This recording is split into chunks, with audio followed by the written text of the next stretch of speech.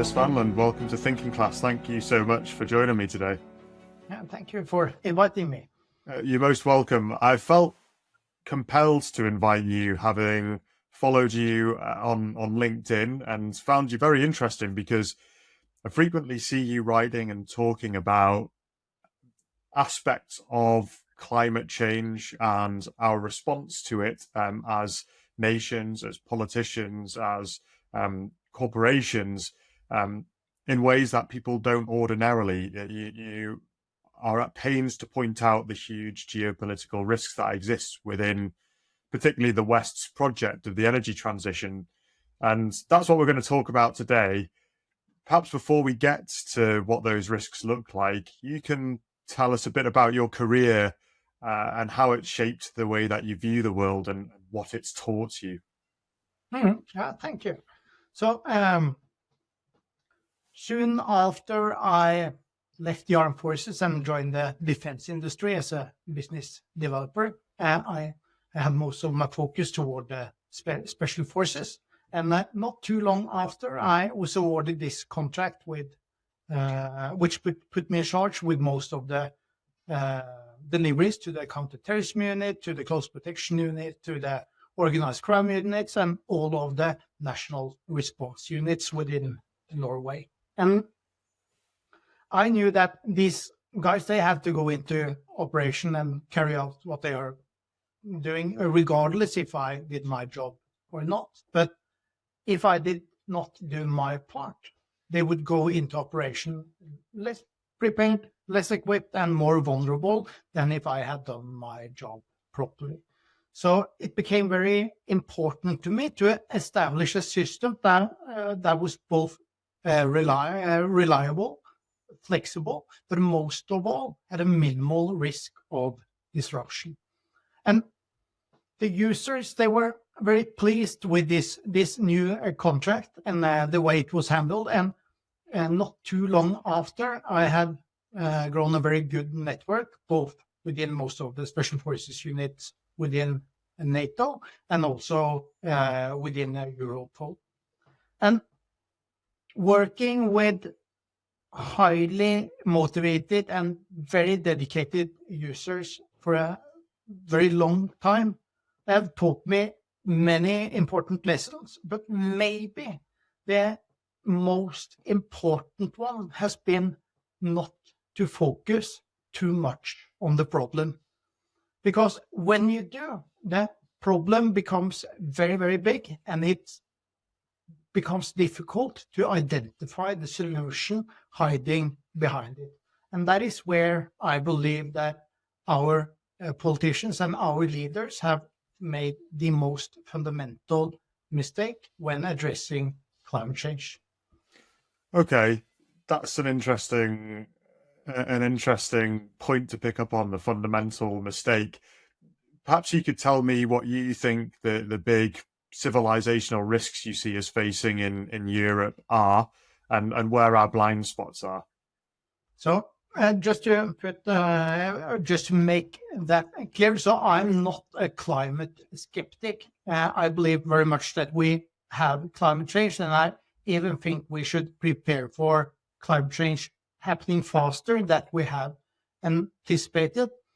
And when these changes occur, they will have a large impact on the way we live our life, and most importantly, because we have built an incredibly sophisticated and complex supply chain with an iPhone containing elements and components from 47 different countries and with more than 1,400 separate production steps. And when you put drought, flooding, hurricanes, and wildfires into such a system, then the system becomes vulnerable. And if you further add demographic decline and a geopolitical rivalry, then you need to make some extra precautions. And many are now saying that the world is at an inflection point.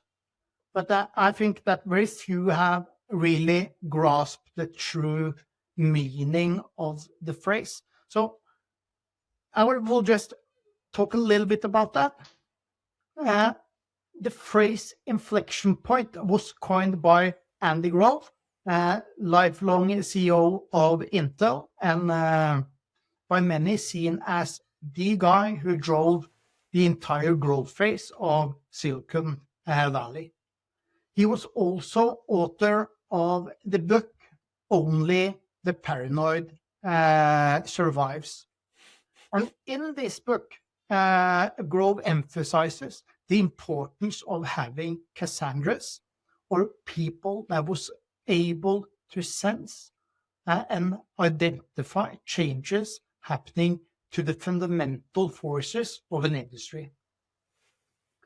And when he talked about fundamental forces, he was talking about the power of the suppliers, the power of the competition, the power of the customers, the power of new entrants, and the power of substitutes.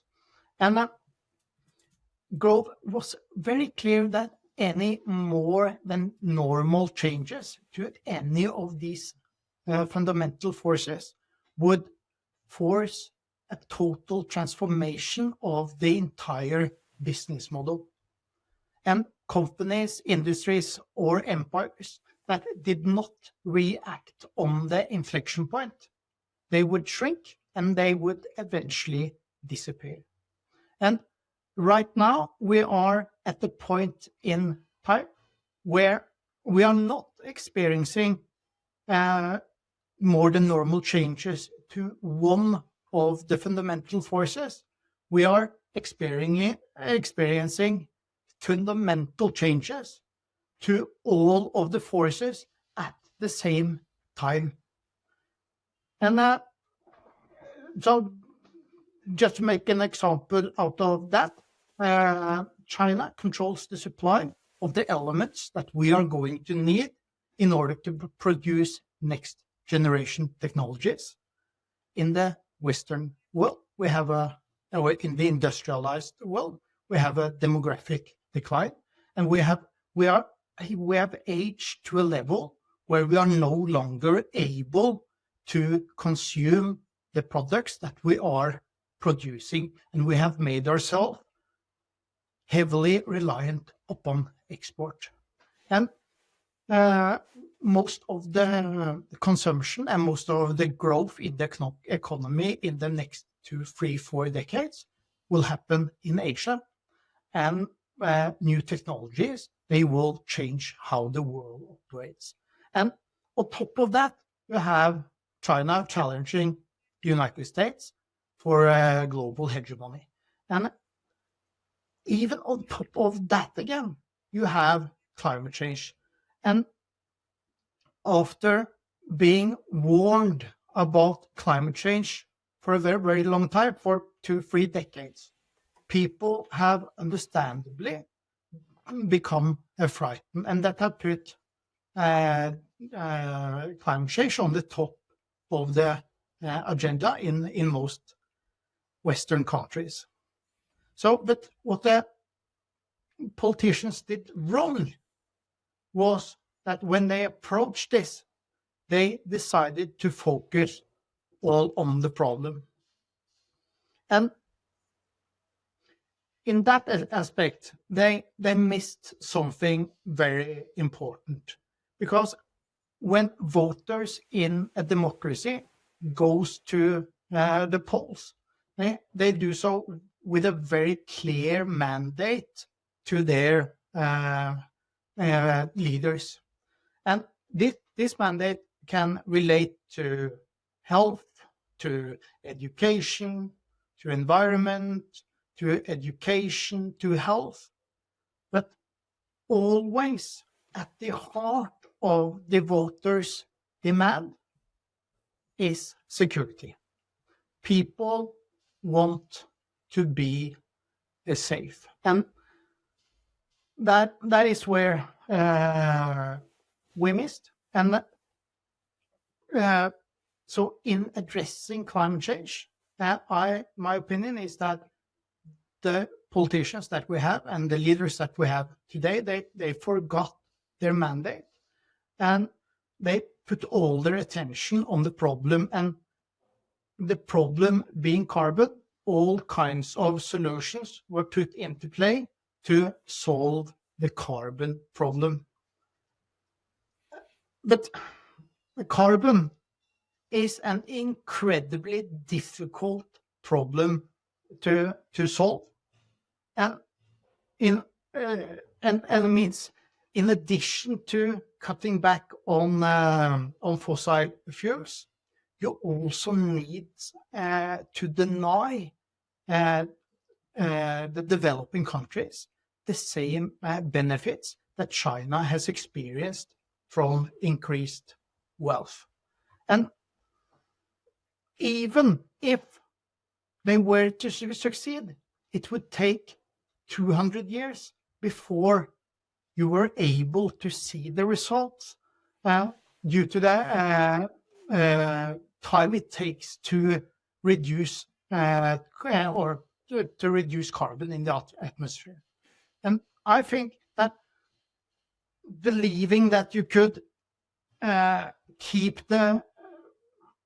deny the growth of the developing countries for 200 years and at the same time expect Western voters to be motivated to be a part of this project for such a long time without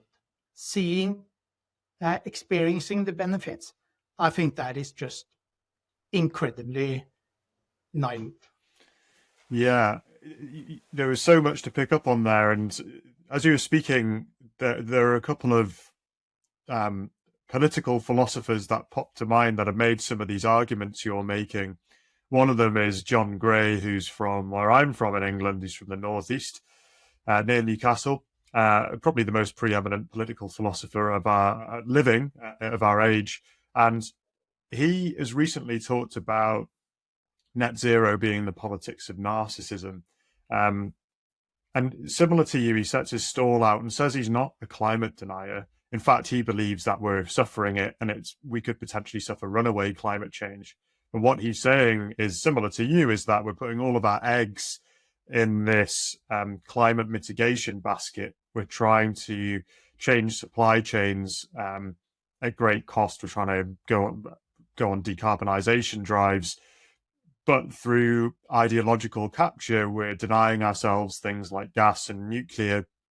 And they're the two things that can, in gas's case, reduce emissions quite a lot whilst still keeping a reliable source of energy. And in nuclear's case, it takes a while to build, but once it's there, it lasts for a long time and is also very energy dense and allows you to rely less on fossil fuels and on regimes which you politically are not really aligned with.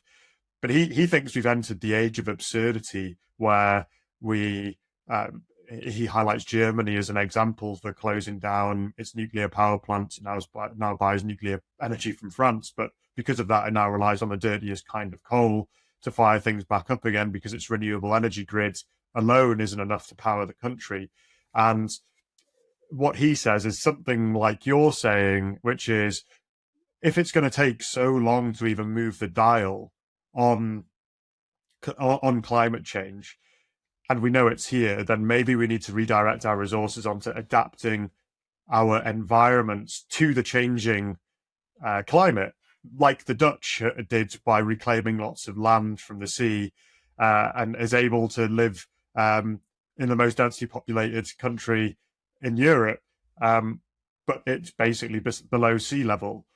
What he says is, we do have the ingenuity to fix these things. The other person that came to mind was Alex Epstein, who is probably going to be kryptonite to a lot of people in the sustainability world, because he is someone who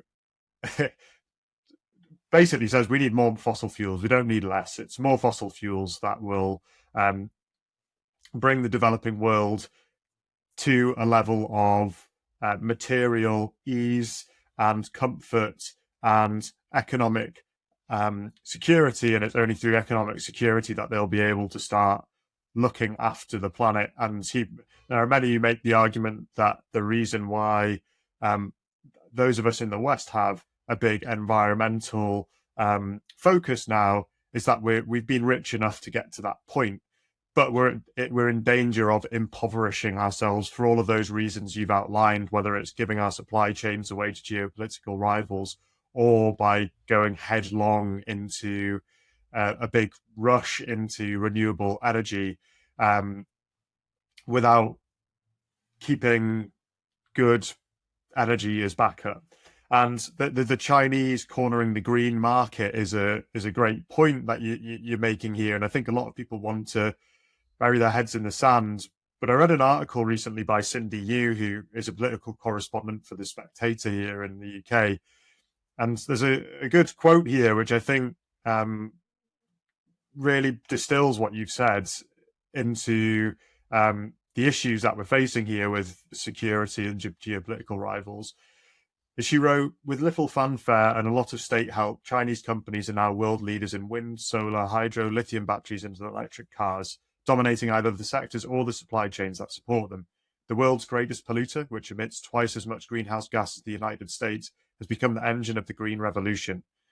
COP's emission reduction targets may be good for the planet. They'll be even better for the Chinese economy. And then she goes on to say that Chinese companies produced more than 3/4 of the world's solar panels last year and half of Britain's. They also made 3/4 of the world's lithium-ion batteries, essential for electric cars. Within a decade, Chinese companies are set to own half of all the lithium-ion battery factories in Europe. A third of electric vehicles sold in Britain are made in China, a figure expected to rise quickly as marques such as MG, BYD and NIO become more popular. They're sold at prices that European and American rivals struggle to compete with. Solar, batteries and electric vehicles form what Chinese state media calls the new three, or Qinsanyang, replacing the three manufactured goods that used to drive the economy: clothing, furniture and home electronics. Yeah. So I think John Gray, he talks about this policy of adaptation. And I think that would be a very wise place to start. And so what the question that our leaders really should have asked themselves is, what can I do, or what can we do in order to make our people safe on a warmer planet? And if they had asked themselves that question, then they would have had to identify the fundamentals that people need to survive and to stay secure on a warmer planet, and that is oxygen, that is food, that is water, and it is the energy and the material to make all the stuff that we need. And if we start out with oxygen, oxygen will never be a problem.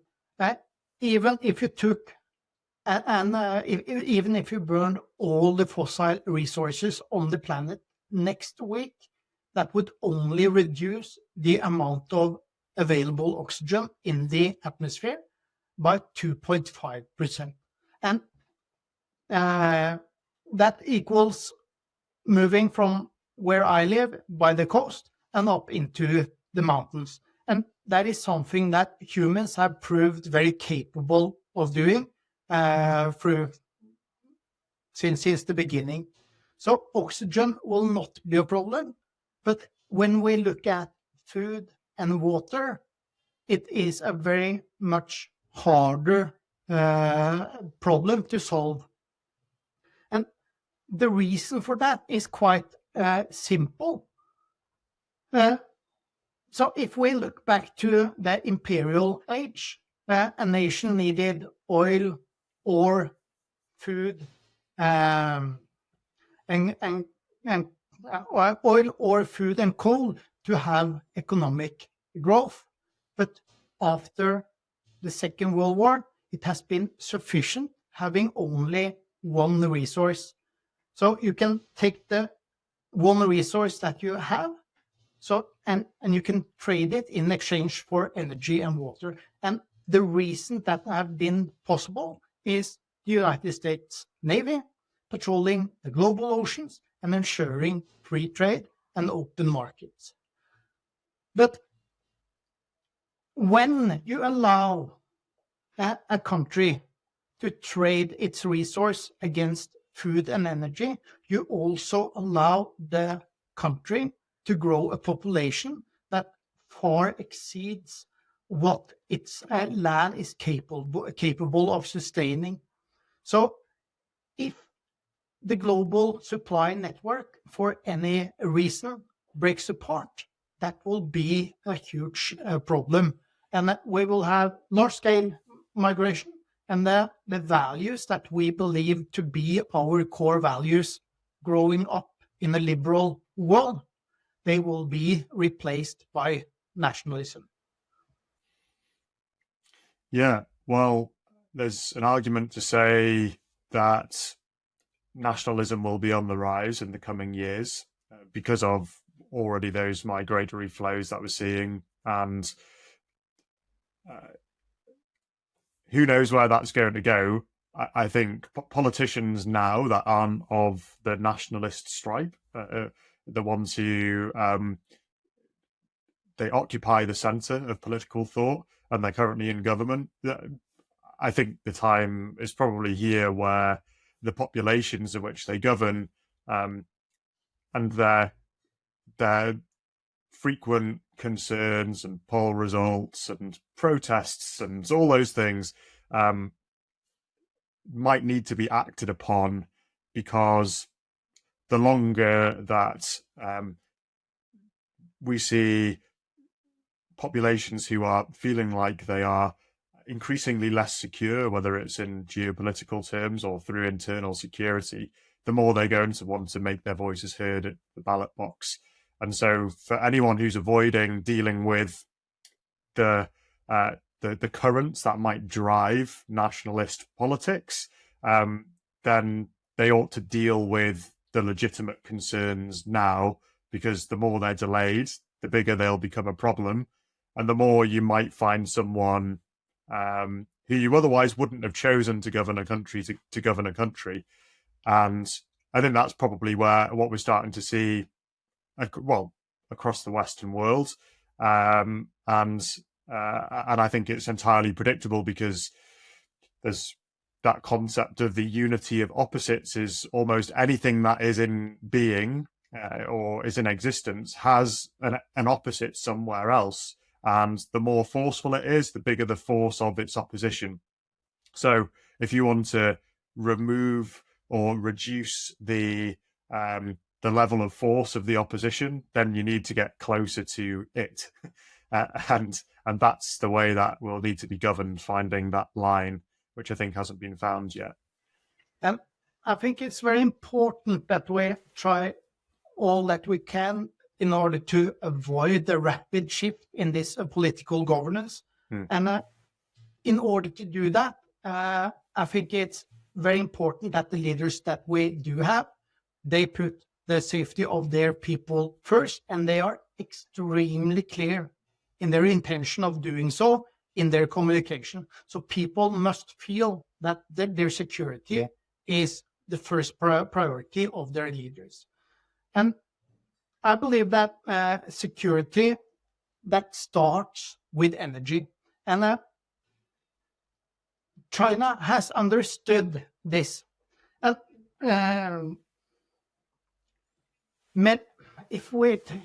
Many generations before us, they have believed that they have reached the potential of what's possible.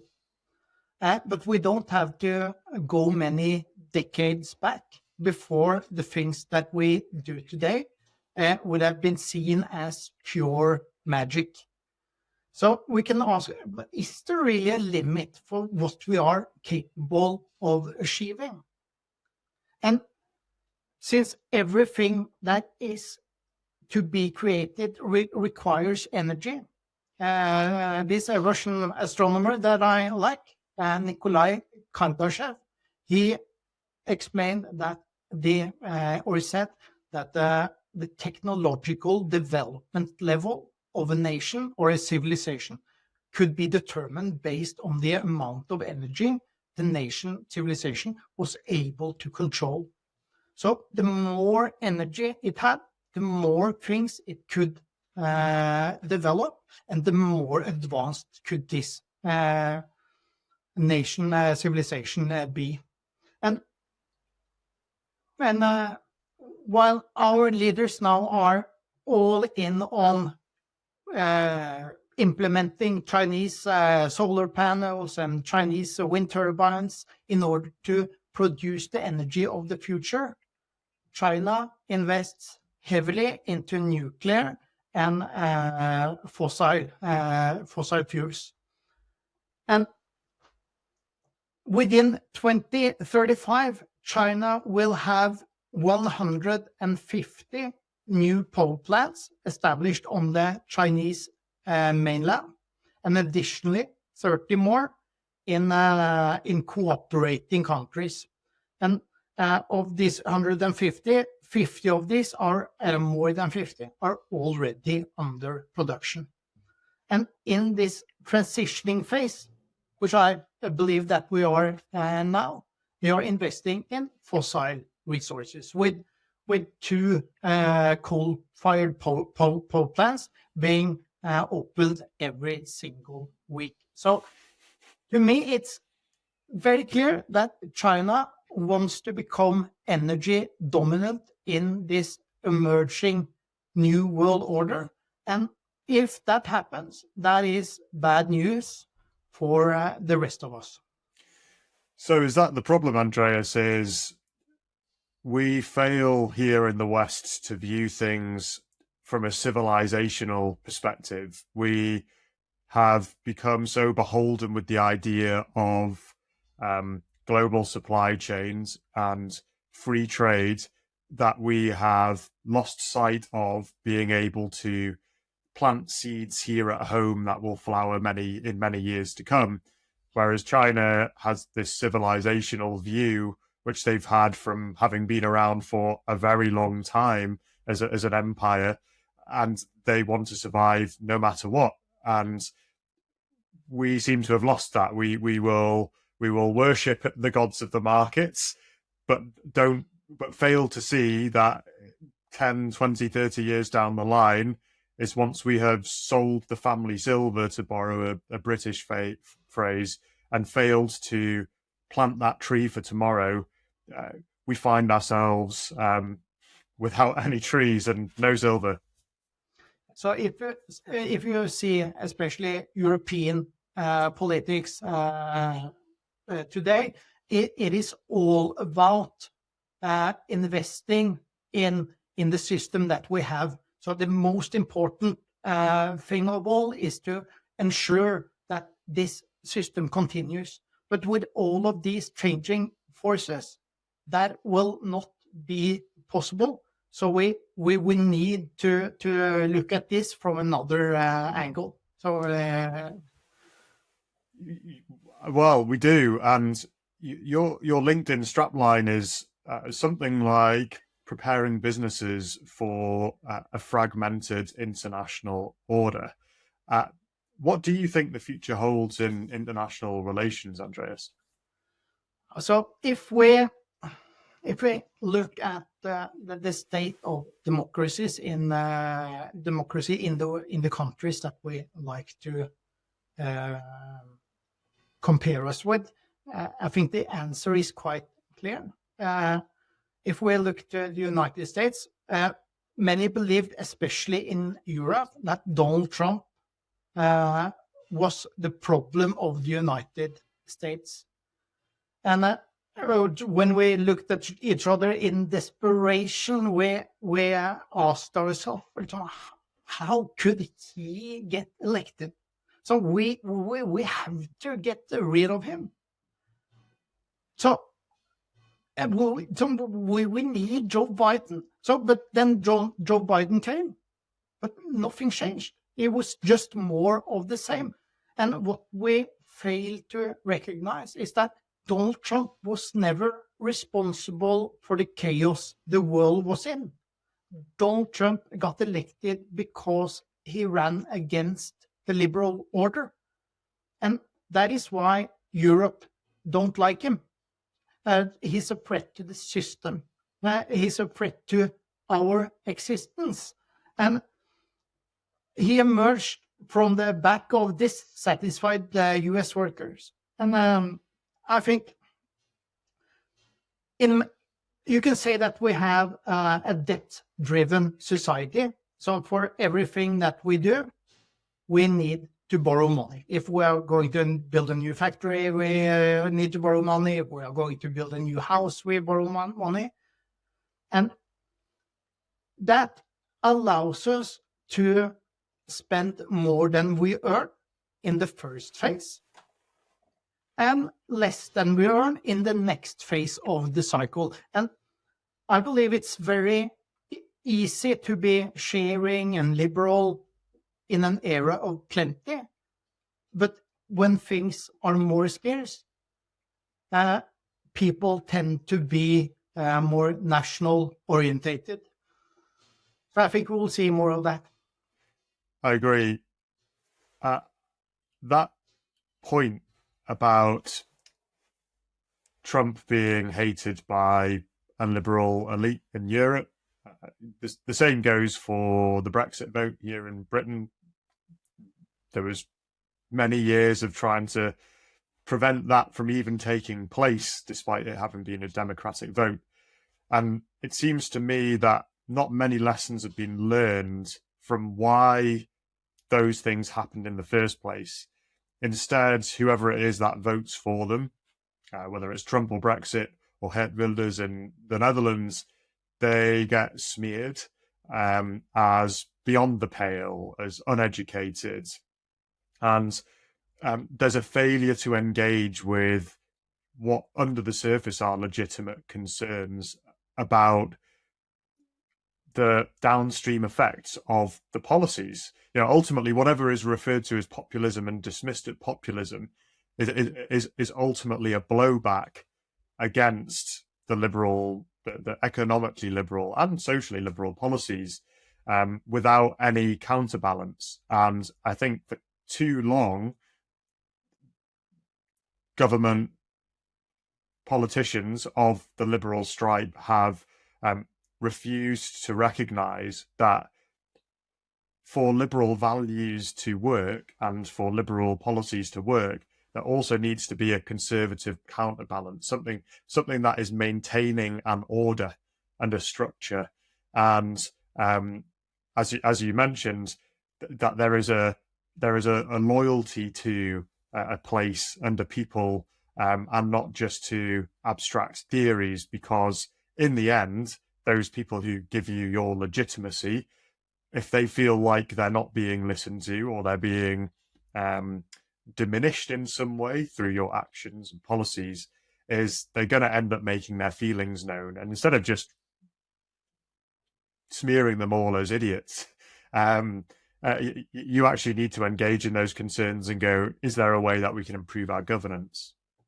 So I really hope that the system that we have is capable of adapting to these changes. But that means that the political parties that we have also must change their politics in order to better meet the will of their people. And I think that is very, very difficult when you've had a generation of politicians that are used to promoting an ideology and not used to actually leading. And I think that in the years to come, that the game of international politics will be very different from what it is right now. And well, the leaders that we do have proved very skilled and good at doing figure skating and looking good at the international political arena. Their skills and the abilities that they have, they will not do them much good if the game is ice hockey. And just to make that clear, so when I talk about politicians, I'm not talking about the guys that or the people that want to take on an active role in order to contribute to their local communities. So the guys that I'm talking about when I say politicians is the one that's from an early age have been a part of some kind of youth political organization, indoctrinated with a certain set of beliefs and values, and taught to convey a message in a certain way and to dodge all the difficult questions. So that is not the type of leaders that we are going to need in this next phase. I agree, actually, and the international order we've touched on, and we talked about the energy transition today, and I wonder how things might unfold based on some of these issues that we've outlined, which people are becoming aware of now. And a couple of thoughts came to my mind. It'd be interesting to see if you have any thoughts on these or your own. We've talked a bit about how a lot of the emissions now coming from the most populous developing nations like China and India, and the West, much smaller in population, is using much less energy and is committed to a track of the energy transition. But I know John Gray, we talked about him today. He also talks about us living in an age of absurdity, because ultimately the UK, for example, could sink into the ocean tomorrow, and it makes not a jot of difference for 100, 200 years' time for the amount of emissions that's really being pumped into the atmosphere. It's less than 1% of world emissions. And so I wonder if we might start to see a shift, a noticeable shift, having had a few years of talking about net zero being the one and only goal. Is I think because we've got a few things going on, we've got people want to see the money. So we've got internally, we've got ordinary people looking around for regional jobs in the energy transition. You know, they see lots of wind turbines being installed, but not many jobs actually being created. And as we've talked about, that is because they're produced somewhere else. So you're going to see a demand for reshoring jobs. I think we've seen a change in messaging from oil and gas companies. Again, during the pandemic, there was, we are going to transition our business models to this. And there was a lot of pressure for them to do that by activists and media. But what I've noticed recently on some of the adverts is there is now a shift where instead of it being, we're going to do this instead of this, it's now, we're going to do renewable and we're going to do this. And I wonder if, because there is now this increasing recognition that can't really do this without fossil fuels, that we might end up seeing an energy transition unfold that might be more pragmatic, where it's complementary rather than it has to be all or nothing. I think in many ways we are already in an energy transition, but it's not a transition towards renewables. So I think we have to, for many years still, we have to rely on fossils, but we will see an increased use of gas, natural gas. And for many years, for the last 20 decades, we have believed that we could transform all countries in the world into responsible stakeholders and into democracies. But that has been proven wrong. And instead, we allowed a system that, or created a system that allowed China to grow on the expense of United States, and a system that made Europe weak and vulnerable. So we need to get this industry back. So getting the industry back is of crucial importance. But getting it back will be extremely difficult. First of all, because we will lack skilled workers. And the industry needs to come back at the same time as we are in a demographic decline. And when we get the industry back, we also need to get the power from somewhere. And the renewable projects, if they are realized, they are still far out into the future. So in this transition phase, we will be even more than we are now, reliant upon fossil fuels. But hopefully, as a large part as possible can be natural gas, so we at least can avoid coal. Wow, watch this space. I'll be looking forward to keeping an eye on what it is that you're going to keep on producing and writing and talking about. I think it's vitally important that there are people like you, Andreas, who are looking at all of the interlocking parts of climate change and our response to it, rather than just the hope that we can live in an emissions-free world. It's important that we ask the question of what does that world look like, and how is it that we can also look after our own national and regional interests at the same time as making some kind of progress to adapting to a changing climate, but also mitigating it in the future without bankrupting ourselves, without potentially handing an advantage to geopolitical rivals that don't wish us well. So keep up the good fight, Andreas. I will be watching. I think that there are some things also. So you asked me earlier if there was any civilizational risk that we have not focused enough about. And one of them, so for a long time, we've been living under in a unipolar system, and that has been quite convenient.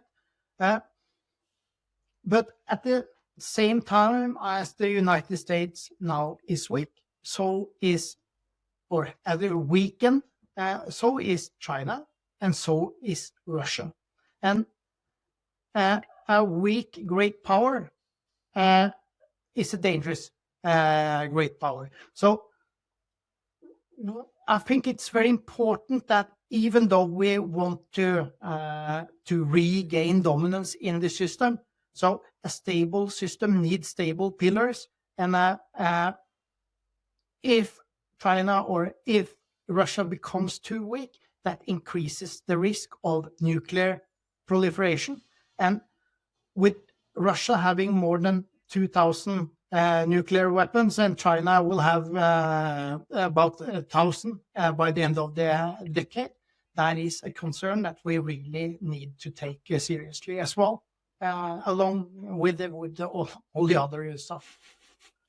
Well, a busy time in the boardrooms and in cabinet offices the world over. At least it should be. Andreas, thanks so much for agreeing to come and join me on the show off the back of an anonymous LinkedIn message from someone you'd never met before. I really appreciate it. I hope we can keep up the conversation, and I wish you well in everything that you do. Thank you. That was really nice being here. Excellent. Thanks, Andreas.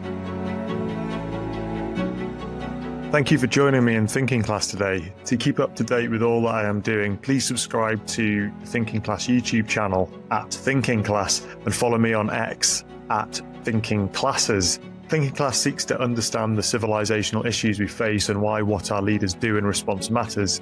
Here, I seek to explore the ideas, values, and culture that made our civilization, those that are unmaking it, and how leaders at our public and private institutions should respond. Engage with me on YouTube or X, or write to me at thinkingclasspod@gmail.com to tell me who you want me to speak to and what topics are important to you. I look forward to seeing you there and for joining me on this journey.